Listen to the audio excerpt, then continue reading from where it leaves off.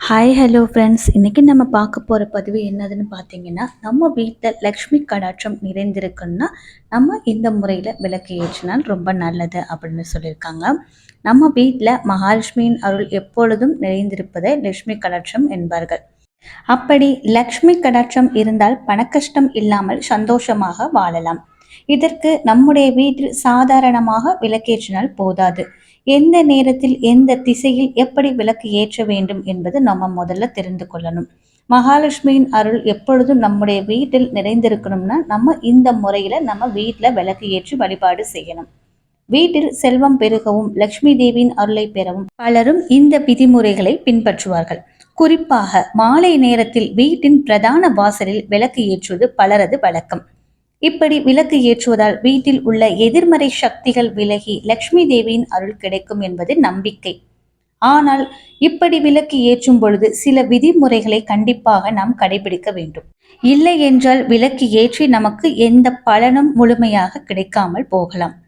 விளக்கு ஏற்றும் பொழுது சில விதிமுறைகளை பின்பற்ற வேண்டும். அதே மாதிரி எந்த நேரத்தில் விளக்கு ஏற்ற வேண்டும், எந்த திசையில் விளக்கை வைக்க வேண்டும், விளக்கை நாம் எப்படி சுத்தம் செய்ய வேண்டும் என்ற சில விதிமுறைகளை நாம் முதல்ல தெரிந்து கொள்ள வேண்டும். சூரியன் மறையும் நேரத்திற்கு முன்பு, அதாவது பிரதோஷ காலத்தில் விளக்கு ஏற்றுவது நல்லது. பிரதோஷ காலம் என்பது சூரிய அஸ்தமனத்திற்கு 30 நிமிடங்களுக்கு முன்பு தொடங்கி சூரிய அஸ்தமனத்திற்கு 30 நிமிடங்களுக்கு பிறகு வரை இருக்கும் என்று கூறப்படுகிறது. இந்த நேரத்தில் நம் வீட்டின் பிரதான வாசலில் விளக்கு ஏற்றினால் மிகவும் நல்லது அப்படின்னு சொல்வாங்க. விளக்கை சரியான திசையில் வைப்பது ரொம்ப ரொம்ப முக்கியம். மாலை நேரத்தின் வீட்டில் பிரதான வாசலில் கிழக்கு அல்லது வடக்கு திசையில் விளக்கு வைப்பது ரொம்ப நல்லது என்று சொல்வாங்க. நம்முடைய பித்ருக்களுக்கு விளக்கு ஏற்றினால், அதாவது நம்முடைய முன்னோர்களுக்காக விளக்கு ஏற்றினால் அந்த விளக்கை தெற்கு திசையில் வைக்க வேண்டும். தெற்கு திசையில் விளக்கு பித்ருக்களுக்காக வைக்கப்படுகிறது. லக்ஷ்மி தேவிக்காக ஏற்றும் விளக்கை எப்பொழுதும் வடக்கு திசையில் வைக்க வேண்டும் என்பது குறிப்பிடத்தக்கது. மாலை நேரத்தில் வீட்டின் வாசலில் விளக்கு ஏற்றும் பொழுது அந்த இடத்தில் செருப்பை வைக்கக்கூடாது. பலர் வீட்டின் வாசலிலேயே செருப்புகளை வைத்து விடுவார்கள். ஆனால் விளக்கு ஏற்றும் இடத்தில் விளக்கு ஏற்றும் நேரத்தில் செருப்பு இல்லாமல் பார்த்து கொள்வது மிகவும் நல்லது. மண் விளக்காக இருந்தாலும் பித்தளை அல்லது தாமிர விளக்காக இருந்தாலும் விளக்கு ஏற்றும் முன்பு அதை சுத்தம் செய்ய வேண்டும். விளக்கில் கரி படிந்திருந்தால் அதை மாற்ற வேண்டும், அல்லது நன்றாக சுத்தம் செய்த பிறகு அந்த விளக்கை நாம் பயன்படுத்த வேண்டும். வீட்டின் வாசலில் விளக்கு ஏற்றியவுடன் கதவை மூடக்கூடாது.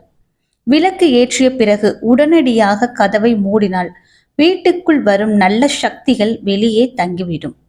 அதனால் விளக்கு ஏற்றி சிறிது நேரம் கழித்து நம்முடைய கதவை மூடலாம். இப்படி விளக்கு ஏற்றுவதில் சில விதிமுறைகளை நாம் பின்பற்றி வீட்டின் வாசலில் விளக்கு ஏற்றினால் லட்சுமி தேவியின் அருள் நமக்கு பரிபூரணமாக கிடைக்கும். வீட்டில் செல்வம் பெருகும் என்பது நம்பிக்கை. ஒரு சின்ன சின்ன விஷயம் தெரியாமல் நடக்கிறது கூட அதுவே நமக்கு பிரச்சனையாக மாறும். அதனால விளக்கு ஏற்றும் போது இந்த மாதிரி சின்ன சின்ன விஷயங்களை நீங்க கொஞ்சம் சரி செய்து கொண்டு விளக்கு ஏற்றுங்கள். அதனால நம்ம விளக்கு ஏற்றும் போது இந்த விளக்குல தான் ஏற்றணும், அந்த விளக்குல தான் ஏற்றணும் அப்படிலாம் இல்லை. ஒரு மண் அகல் விளக்கு ஏற்றினா கூட ரொம்ப நல்லது. ஆனால் எந்த விளக்கு நீங்கள் ஏற்றினாலும் அந்த விளக்கு நம்ம நல்லா சுத்தம் செஞ்சுட்டு நம்ம விளக்கு ஏற்றினா ரொம்ப நல்லது. அதனால டெய்லி விளக்கு சுத்தம் செய்யணுமா அப்படின்னு கேட்காதீங்க. விளக்கு ரொம்ப கருப்படிஞ்சு ஒரு மாதிரி இருந்துச்சுன்னா கண்டிப்பாக அந்த விளக்கை சுத்தம் செஞ்சுட்டு அதுக்கப்புறம் அந்த விளக்குக்கு நீங்கள் நெய் ஊற்றுவீங்களோ அல்லது நல்லெண்ணெய் ஊற்றி விளக்கு ஏற்றுவீங்களோ அதை நீங்கள் பார்த்து நீங்கள் விளக்கு ஏற்றுங்க. இந்த வீடியோ உங்களுக்கு யூஸ்ஃபுல்லாக இருக்குன்னு நினைக்கிறேன். நம்ம அடுத்த வீடியோவில் பார்க்கலாம். நன்றி, வணக்கம், தேங்க்யூ.